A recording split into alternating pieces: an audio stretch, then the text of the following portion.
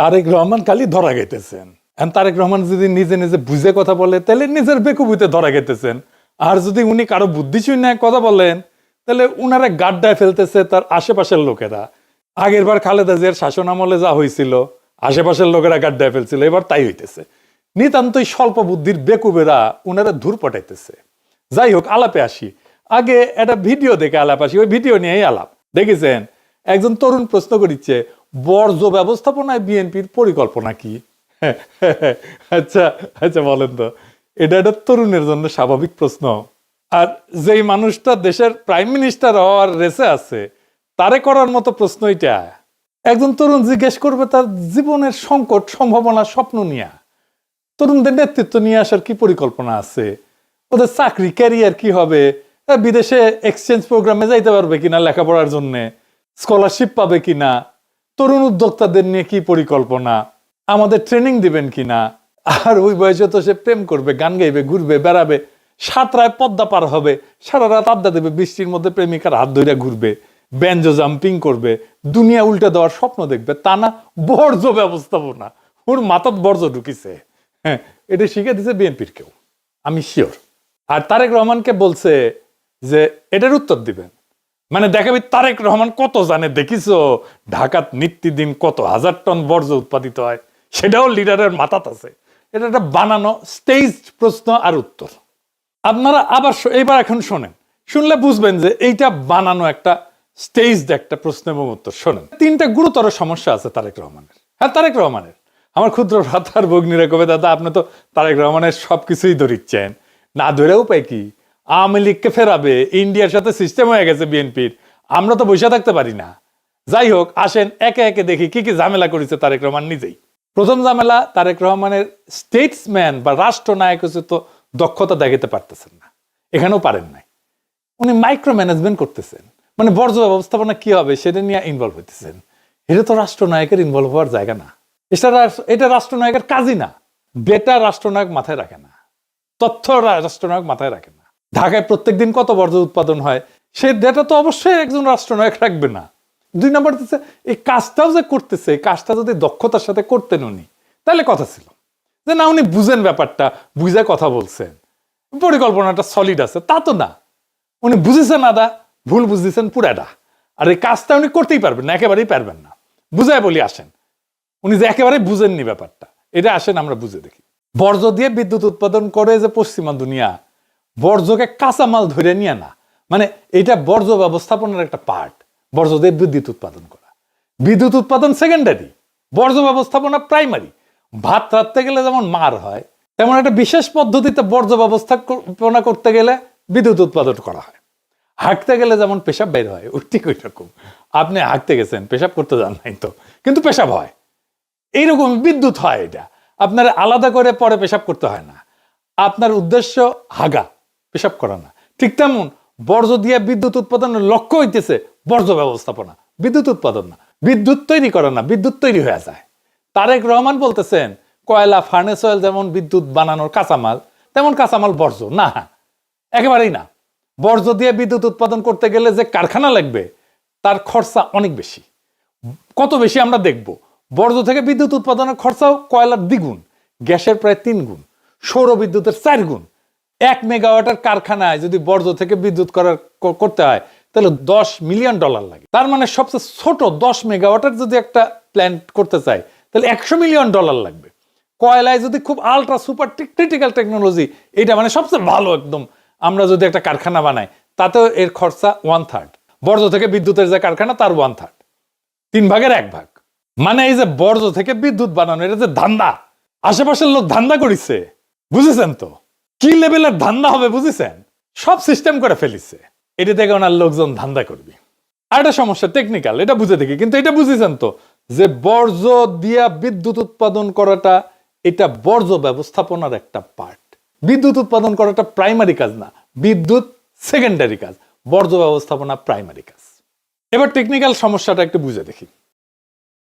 সব বর্জ্য থেকে বিদ্যুৎ হয় না, মানে বর্জ্য মানে কি কি আমরা বর্জ্যের তালিকা একটু পরে দেখবো, আগে জেনে নেওয়া দরকার। বর্জ্য থেকে 2 রকম কারখানা করা যায় বিদ্যুৎ উৎপাদনে, 2 ধরনের বর্জ্য থেকে, যেগুলো পোড়ানো যায়, যেমন কাগজ, কার্ডবোর্ড ইত্যাদি। এগুলো পুরায় বাষ্প বানানো হয়, ওইটা দিয়ে টারবাইন ঘোরে বিদ্যুৎ তৈরি হয়। আরেকটা হইতেছে জৈব বর্জ্য, যেমন যে খাবার রান্নাঘর থেকে যেগুলো আসে এগুলো দিয়ে বায়োগ্যাস তৈরি করা হয়, আরেক ধরনের প্ল্যান্ট লাগে। তার মানে দুই ধরনের বিদ্যুৎ তৈরি করা যাবে দুই ধরনের কারখানা থেকে। যেমন ধরেন গৃহস্থালী বর্জ্য, সাধারণ মানুষের দৈনন্দিন জীবনে উৎপন্ন বর্জ্য, হাগামোতা ইত্যাদি ইত্যাদি। খাবারের উচ্ছিষ্ট, ভাত ডাল সবজি মাছ ফল ইত্যাদি। রান্নাঘরের বর্জ্য, এই যে সবজি তরকারি কাটছে এগুলো। কাগজ, কার্ডবোর্ড, প্লাস্টিক, পলিথিন, বোতল, কাপড়, পুরানো জামা, কাঁচ, বোতল, গ্লাস, তারপর ক্যান, টিন, ছাই, ধুলা, এগুলা বর্জ্য, গৃহস্থালী বর্জ্য। এগুলো জৈব অংশ দিয়া বায়োগ্যাস করা যায়।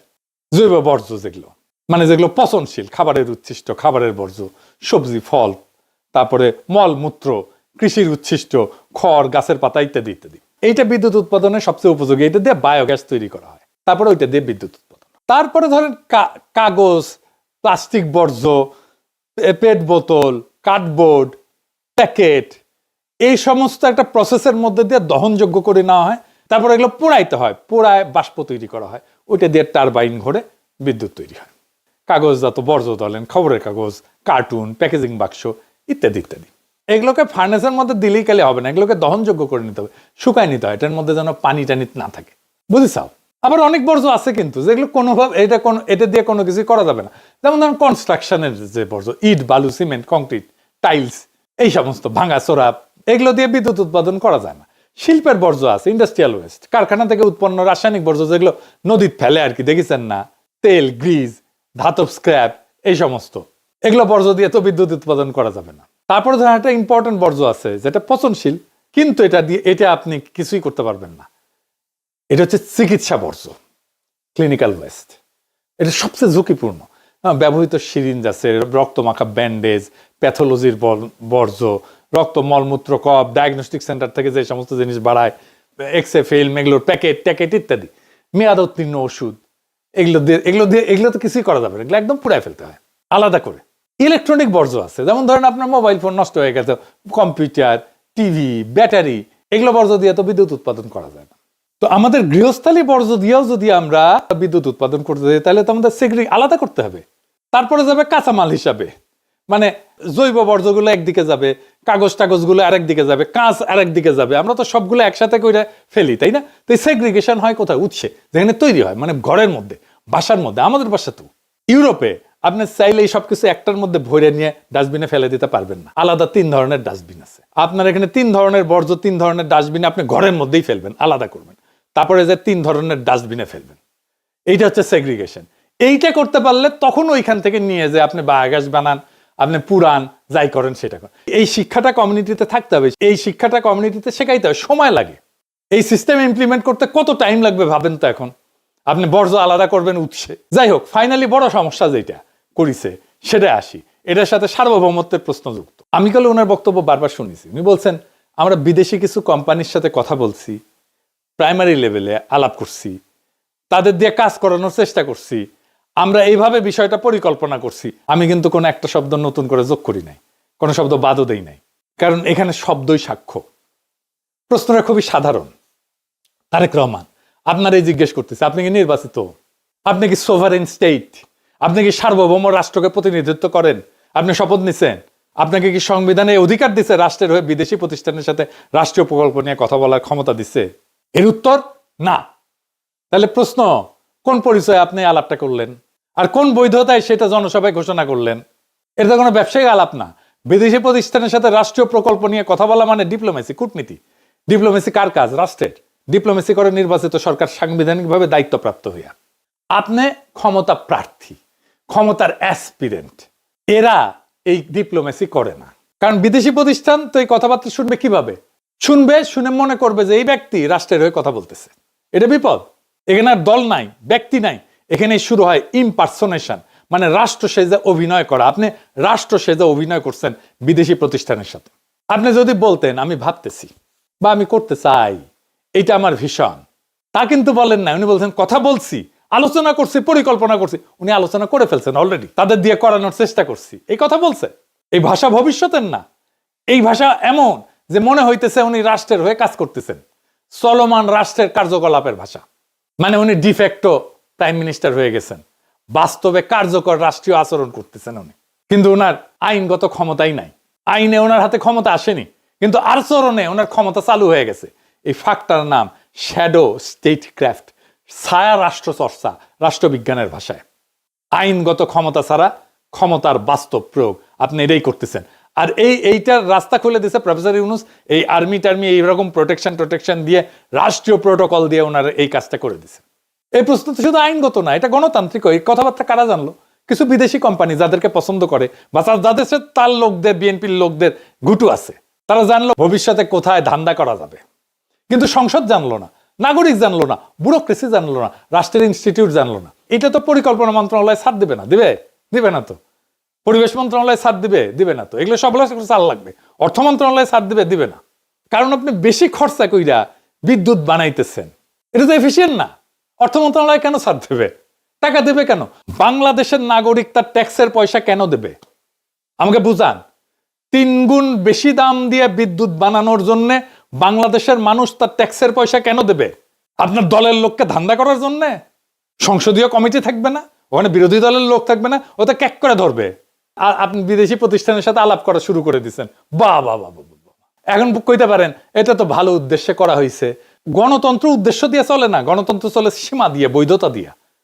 ভালো উদ্দেশ্য দিয়ে রাষ্ট্রের সীমা ভাঙা যায় না, কর্তৃত্বের সীমা ভাঙা যায় না, নতুন কর্তৃত্ব তৈরি করা যায় না। কর্তৃত্ব তৈরি হবে, শপথ করেন, জিতে আসেন, যদি জিতে আসতে পারেন তারপরে করেন। ইতিহাসে কোথাও কোথাও নির্বাচনের আগে এই ধরনের যোগাযোগ হয়েছে। আর ইতিহাসে সেই ঘটনাগুলোকে কি নাম দিছে জানেন? এগুলো অবৈধ, অনৈতিক, বিপজ্জনক, রাষ্ট্রীয় সীমা লঙ্ঘন। আজও সেগুলো পড়ানো হয় নেগেটিভ প্রেসিডেন্স হিসাবে বা নেতিবাচক দৃষ্টান্ত হিসাবে রাষ্ট্রবিজ্ঞানে। দক্ষিণ ভিয়েতনামের সরকারের সাথে নিক্সন নির্বাচিত হওয়ার আগে এরকম একটা আকাম করেছিল দক্ষিণ ভিয়েতনামে, প্যারিসে। তখন ভিয়েতনামের সাথে আমেরিকার একটা পিস টক হচ্ছিল, শান্তি আলোচনা হচ্ছিল। মানে তখন তাইলে শান্তি আলোচনা করে আমেরিকান সোলজার এমনি চলে আসতো সম্মানজনকভাবে। এটাই ছিল অবজেক্টিভ। প্রেসিডেন্ট ছিল জনসন। প্রেসিডেন্ট জনসনের সঙ্গে দক্ষিণ ভিয়েতনামের আলাপ চলতেছে। তখন নিক্সন কিন্তু নির্বাচিত হয় নাই। সে দক্ষিণ ভিয়েতনামে কইছে যে পিস টক ভেঙে দাও, আমরা নির্বাচিত হয়ে আসলে আরো ভালো ডিল দিব তোমাদেরকে। পিস টক ভেঙে যায়। এর ফলেই কিন্তু আমেরিকার লজ্জাজনক পরাজয় হয় ভিয়েতনামে। এইটারে ইতিহাসে বলে প্রি ইলেকশন স্যাবোটাজ নিক্সন। এটা দিয়ে সার্চ দিয়ে দেখেন গুগলে। কিন্তু এই একটা জিনিস ইতিহাসে নাই, তারেক রহমান এটা ইতিহাসে নতুন করছে। নির্বাচনের আগে বিদেশি প্রতিষ্ঠানের সাথে রাষ্ট্রীয় প্রকল্প নিয়ে কথা বইলা সেটা প্রকাশ্য রাজনৈতিক বক্তৃতায় ঘোষণা করছে। 3টা জিনিস একসাথে হয়েছে, প্রি ইলেকশন, ইলেকশনের আগে, ফরেন অ্যাক্টর, বিদেশি পক্ষ, পাবলিক ডিক্লারেশন, প্রকাশ্য ঘোষণা। এই 3টার কম্বিনেশন গণতান্ত্রিক রাষ্ট্রে কখনো কোথাও ঘটে নাই। তারেক রহমান প্রথম করছে। আর এটা কোথাও ঘটে না, এটার কারণ খুবই পরিষ্কার। কারণ এটা করলে স্টেট পার্টির যে বাউন্ডারি, রাষ্ট্র এবং দলের যে সীমানা, এটা ভেঙে যায়।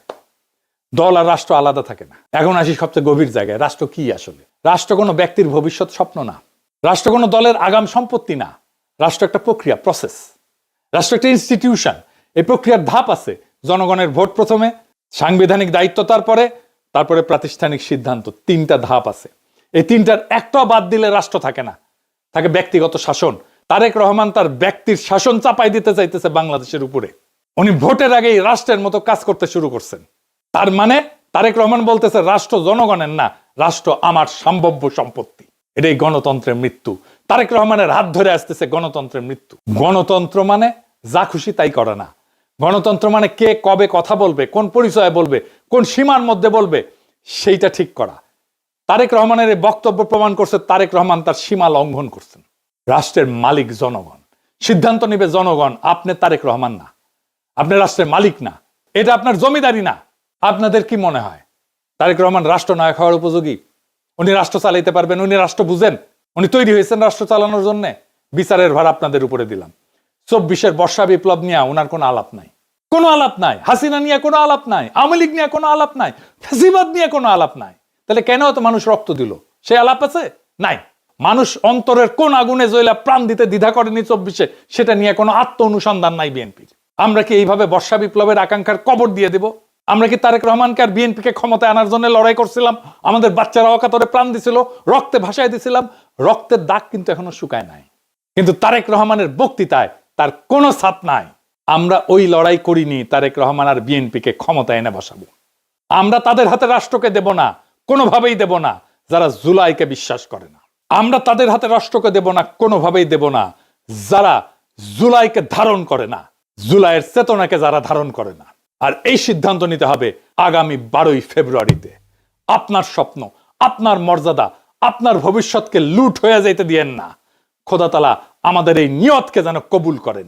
ইনকিলাব জিন্দাবাদ। জুলাই সনদ যেটা নিয়ে আমাদের একটা গণভোট হচ্ছে, যে গণভোটের প্রয়োজনীয়তা এবং গণভোটের নিয়ে নানা রকম প্রশ্ন উঠেছে, এবং গণভোট হা ভোট দেওয়ার জন্য সরকার বেআইনিভাবে হার পক্ষে প্রচারণা চালাচ্ছেন। বেশ কিছুদিন চালানোর পর নির্বাচন কমিশন থেকে বলা হয়েছে যে আপনারা এই ধরনের প্রচারণা চালাতে পারেন না, এটা বেআইনি কাজ। এবং কেবল বেআইনি না, মানে দণ্ডনীয় অপরাধ। যত সরকারি কর্মচারী কর্মকর্তা এর পক্ষে প্রচারণা চালিয়েছেন তারা সবাই দণ্ডনীয় অপরাধ করেছেন। এবং আমি মনে করি এই সরকারি কর্মচারী কর্মকর্তাদের দণ্ডনীয় অপরাধ করার ক্ষেত্রে যে বা যারা প্ররোচনা দিয়েছেন, তিনি উপদেষ্টাই হন আর প্রধান উপদেষ্টার বিশেষ সহকারী হন, তাদের সবাইকে আইনের আওতায় আনা উচিত। এটা হলো আমার প্রথম কথা। আরেকটা বিষয় নিয়ে একটা সন্দেহ হয়েছিল। সেই সন্দেহটা হচ্ছে যে যেদিন 12 তারিখে যদি নির্বাচন হয়ে যায়, যারা নির্বাচিত হচ্ছেন সংসদ সদস্য হিসাবে, তারপরেই কি এই অন্তর্বর্তীকালীন সরকারের অবসান ঘটবে? আমি মনে করি ঘটবে, কিন্তু তারপরেও বিভিন্ন জায়গায় আমি দু একটা অনেকের কমেন্ট পড়েছিলাম যে তাহলে 180 দিনের মধ্যে এই যদি হা ভোট বিজয়ী হয়, তাহলে 180 দিনের মধ্যে যে জুলাই জাতীয় সনদ সংবিধান সংস্কার বাস্তবায়ন করতে হবে, যে বাধ্যবাধকতা দেওয়া হয়েছে, সেই বাধ্যবাধকতা যদি পালন না হয়, অথবা যে সময়টা পালন হবে সেই সময় সরকারে কারা থাকবে, তখন কি এই অন্তর্বর্তী সরকারই 14 দিন থাকবে? এই সন্দেহটা কিন্তু অনেকেই করেছিল, এবং এই সন্দেহটা আমার কাছেও ছিল, কারণ এই ব্যাপারে স্পষ্ট করে কোথাও কোনো কিছু বলা ছিল না। এই ব্যাপারে দেখলাম আজকে যে সরকারি যে প্রেস উইং আছে প্রধান উপদেষ্টার, তারা একটা ব্যাখ্যা দিয়েছে, এবং তাদের ব্যাখ্যাটা এরকম যে যারা সংসদ সদস্য হবেন তারা, মানে ওই সময় যারা সংসদ সদস্য হিসেবে থাকবেন, এবং তারা একই সঙ্গে সংবিধান বাস্তবায়নের জন্য যে পরিষদটা হবে সেই পরিষদের সদস্য হিসাবে কাজ করবেন, সংবিধান সংস্কার পরিষদ হিসাবে, এটার হিসাবে মেম্বার হিসেবে কাজ করবেন। এবং তারা নাকি দুটো শপথ নেবেন। এটা আবার ডক্টর আলী রিয়াজের ফর্মুলা। তারা দুইবার শপথ নেবেন। একবার শপথ নেবেন সংসদ সদস্য হিসেবে, আরেকবার শপথ নেবেন সংবিধান সংস্কার পরিষদের সদস্য হিসাবে। এবং এই সংস্কার পরিষদের সদস্য হিসাবে শপথ নেওয়ার পর তারপর তারা সংবিধান সংস্কারের জন্য জুলাই সনদে যে সব প্রস্তাবগুলি এসেছে সেই প্রস্তাবগুলি বাস্তবায়ন করবেন। আচ্ছা, এই যে বাস্তবায়ন করবেন, এই বাস্তবায়ন করতে যে তারা কি এখনো কোনো চেঞ্জ করতে পারবেন? এই সম্পর্কে কোনো বক্তব্য নাই, সম্ভবত করতে পারবেন না। তারা যা আছে ওইটাকেই পাস করতে হবে, এবং সেটা 180 দিনের মধ্যে পাস করতে হবে। যদি ওইটাই হুবহু পাস করতে হয় তাহলে 180 দিন লাগবে কেন? এই 180 দিন কেন লাগবে তার কোনো ব্যাখ্যা নেই।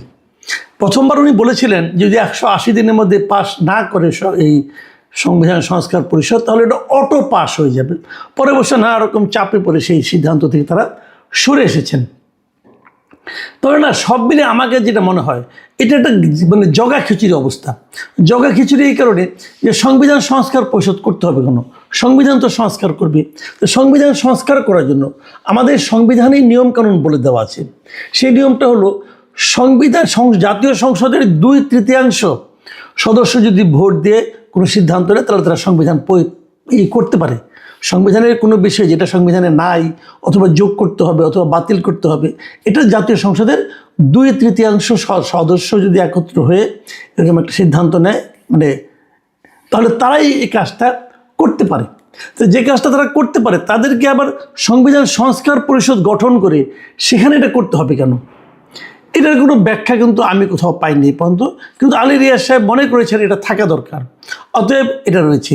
এখন প্রশ্নটা হলো অন্য জায়গায়। দেখেন, আমি একটা জিনিস বুঝিই না যে তারা কেন এত ক্যারিকেচার করতেছে। এই জুলাই সনদটা করে এটা জাস্ট দিয়ে দিত, যারা নির্বাচিত হয়ে আসবেন তারাই ঠিক করবেন, এই সনদটা তারা রাখবেন কি রাখবেন না, রাখলে কতটুকু রাখবেন কতটুকু রাখবেন না, তারাই তো দিয়ে দিতে পারতো। এটাকে নিয়ে গণভোটেই বা দিতে হবে কেন? দেখেন এই যে গণভোটটা করা হয়েছে, এর জন্য কিন্তু একটা অধ্যাদেশ করতে হয়েছে। অধ্যাদেশটা মানে প্রধান উপদেষ্টার পরামর্শক্রমে রাষ্ট্রপতি একটা অধ্যাদেশ করেছেন।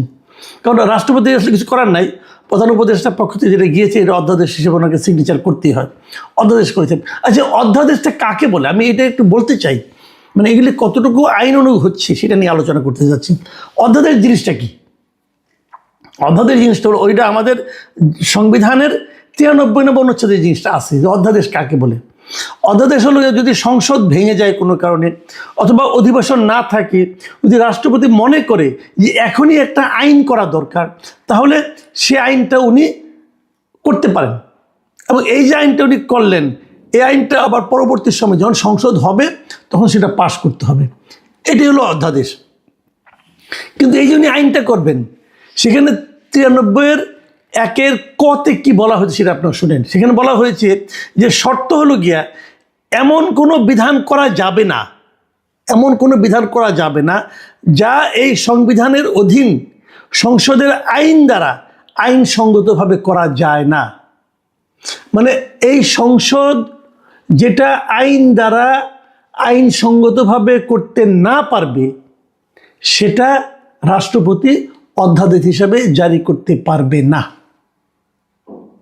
এখন প্রশ্ন হলো, সংবিধানের মধ্যে আপনার জাতীয় সংসদ সদস্যদের যে ক্ষমতা দেওয়া হয়েছে সেই ক্ষমতা অনুযায়ী জাতীয় সংসদ সদস্যরা আইন হিসাবে গণভোটকে কি অন্তর্ভুক্ত করতে পারবে? পারবে না। গণভোটকে অন্তর্ভুক্ত করতে হলে আপনাকে সংবিধান সংশোধন করতে হবে, সেটা তো অন্য হিসাব। কিন্তু এটা তো তারা সংবিধানের আইন হিসেবে প্রণয়ন করতে হবে। আইন হিসেবে কোনো কিছু প্রণয়ন করতে হলে সিম্পল মেজরিটি হলেই চলে। তো সিম্পল মেজরিটি দিয়ে কি আপনি গণভোটের নিয়মটাকে চালু করতে পারবেন? পারবেন না। কারণ গণভোট তো একটা সাংবিধানিক সিদ্ধান্ত, এটা সংবিধানে নাই। কাজে গণভোট করতে হবে, এই আদেশ জারির এখতিয়ারই রাষ্ট্রপতির নাই। রাষ্ট্রপতি গণভোটের আদেশ দিতেই পারেন না, কিন্তু তাকে যে দেওয়ানো হয়েছে গাইড জোট, জাস্ট গাইড জোট। এখানে গাইড জোট ছাড়া আমি আর কিছু দেখি না। এবং পৃথিবীর কোথাও এভাবে গণভোট হয় না। গণভোট যেটা হয়, যে সিদ্ধান্তের উপর হয়, এটা আগে সংসদে পাস হয়, তারপরে সেটা নিয়ে তারা জনগণের কাছে যায়। কিন্তু এরা আগে জনগণের কাছে যাচ্ছে, যে একটা তাদের কাছে উদ্ভট প্রশ্ন রাখতেছে, 4টা প্রশ্নের একটা প্যাকেজ রাখতেছে, সেই প্যাকেজে হ্যাঁ না বলতে হবে। এবং সেটা হ্যাঁ বলানোর জন্য বেআইনিভাবে দণ্ডনীয় প্রক্রিয়ায় তারা সরকারি কর্মকর্তাদের এনগেজ করেছে। এনগেজ করে ওখান থেকে হ্যাঁ হবে, যদি হ্যাঁ হয় তাহলে আবার একটা সংবিধান সংস্কার পরিষদ করবে, সেই পরিষদ আবার নতুন করে শপথ নেবে, নিয়ে এরকম কাজ করবে। মানে একটা পাগলামির একটা সীমা থাকা দরকার আছে। সেই সীমাহীন পাগলামি মিস্টার আলী রিয়াজ এবং তার গং এই সরকারের উপরে চাপিয়ে দিচ্ছে, নতুন সরকারের উপরে, আপকামিং সরকারের উপরে চাপিয়ে দিচ্ছে। মানবে তারা? যখন নির্বাচন, আমি একটা জিনিস খেলে বলি, যখন নির্বাচনটা হয়ে যাবে তখন নতুন যে সরকারটা আসবে তারা এই সমস্ত মানে মামার বাড়ির আবদার মানবে? যদি না মানে তারা তো বলবে আমরা জনগণের ম্যান্ডেট নিয়ে আসছি, আপনাদের কথা মানবো কেন? মানলাম না। সংস্কার, হ্যাঁ আমরা আমাদের মতো করে সংস্কার করব, আপনাদের সংস্কার আমি করবো কেন? আপনাদের এই সংস্কারতে আমাদের অনেক নোট অফ ডিসেন্ট দেওয়া আছে, কেন করব? আর যদি না ভোট বিজয়ী হয় তাহলে কি হবে ভাই? তাহলে তো আমও গেল সালাও গেল। এই যে সংস্কার জুলাই সনদ যেটা আছে, এর মধ্যে কি ভালো ভালো কিছু জিনিসপত্র আছে না? আছে, কিন্তু আমার নিজেরও অনেক পছন্দের জিনিসপত্র আছে। তো এটা যদি আপনারা এত জোর জবরদস্তি করে চাপিয়ে না দিয়ে এই জুলাই সনদ যেটা পাশ করেছেন, এই জিনিসটাই নতুন সরকারের হাতে তুলে দিতেন, তাহলে নতুন সরকার ঠিক করতো তারা কোনটা মানবে, কোনটা মানবে না। এবং সেই সরকার কেবল না, এবং ওখানে বিরোধী দলের যারা মেম্বার আছেন সবাই মিলে যেগুলি মানার মতো হতো, সংসদে আলোচনা হওয়ার পর যেটা মানার মতো হতো সেগুলি তারা বাস্তবায়ন করতো, কোনো প্রবলেম তো ছিল না। কিন্তু তা না, আপনারা গর্তমি করছেন, আপনাদেরটাই করতে হবে। আপনারা কে ভাই? আপনারা কে? আপনারা কি এই দেশের প্রতিনিধি? তাও তো না। আলী রিয়াজ সাহেব কে? উনি আমেরিকার একজন নাগরিক। উনি আমাদের শেখাচ্ছেন গণতন্ত্র কীভাবে করতে হবে, উনি আমাদের শেখাচ্ছেন সংবিধান কী হবে। ওনার কথা মতো আমাদের সংবিধান হবে? ডক্টর ইউনূস তাকে পছন্দ করেন, ওনাকে নিয়ে আসছেন, ওনাকে দিয়ে এই সমস্ত আওলা ঝাওলা কাজ করাচ্ছেন। বাট আমাদের দেশের মানুষ কি চায়? আমাদের দেশের মানুষের সঙ্গে তো কোনো যোগাযোগ আছে? আমাদের দেশের মানুষকে তারা তো মনে করে যে আমরা হলাম জালিয়াতির এক একজন শিল্পী, আমরা জালিয়াতির কারখানায় বসে আছি। ওনারা তো এগুলো বলেন, ওপেন বলেন। মানে এদেশের মানুষকে আপনারা আর কত অপমান করবেন, এদেশের মানুষকে আপনারা আর কত মূর্খ মনে করবেন, এবং এদেশের মানুষ যাদেরকে নির্বাচিত করে পাঠায় ভোট দিয়ে, তাদেরকে আপনারা আর কত অবমূল্যায়ন করবেন। যাদেরকে জনপ্রতিনিধি হিসেবে মানুষ ভোট দিয়ে পাঠাবে, তাদের প্রজ্ঞা, তাদের চিন্তা ভাবনা, এগুলিকে আপনারা মানে কোনো গুরুত্বই দিচ্ছেন না। তারা কি এরকম জিনিস ভাবতে পারবে না, করতে পারবে না? এটা হয় না, এটা হয় না। এভাবে আপনারা যে কাজটা করতে চাচ্ছেন সেটা আসলে এক ধরনের স্বৈরাচারী মনোভাব বলে আমার কাছে মনে হয়। এবং আমি নিশ্চিত, আমি আপনাদেরকে প্রিয় দর্শক আপনারা মাথায় রাখবেন, খুব বেশি দিন তো নাই, আর মাত্র 13 দিন আছে নির্বাচনের। আপনি দেখেন নির্বাচনের পরে কি হয়। নির্বাচনের আগের জিনিস আমার ধারণা আলী রিয়াজ সাহেব দেশ ত্যাগ করবেন, আমার ধারণা। আমি জানি না উনি কী করবেন। উনি ওনার যারা সহকারী টহকারী আছেন, মনির হায়দার, এরা যারা আছেন, আপনি নিশ্চিত থাকেন এই মাঝারি মানে বুদ্ধিজীবীগুলো আগেই দেশ ত্যাগ করবেন। এবং তারপরে কি হয়, যেগুলো আমি বললাম আপনি মিলাই নিন। ভাই, এই দেশে আমরা বাস করি, এই দেশের মানুষের পালসটা আমরা বুঝি, আপনারা বুঝবেন না। আর মানুষকে এত অবমূল্যায়ন করলে সেই মানুষ আপনাদের মাথায় নিয়ে নাচবে, এটাও মনে করেন না।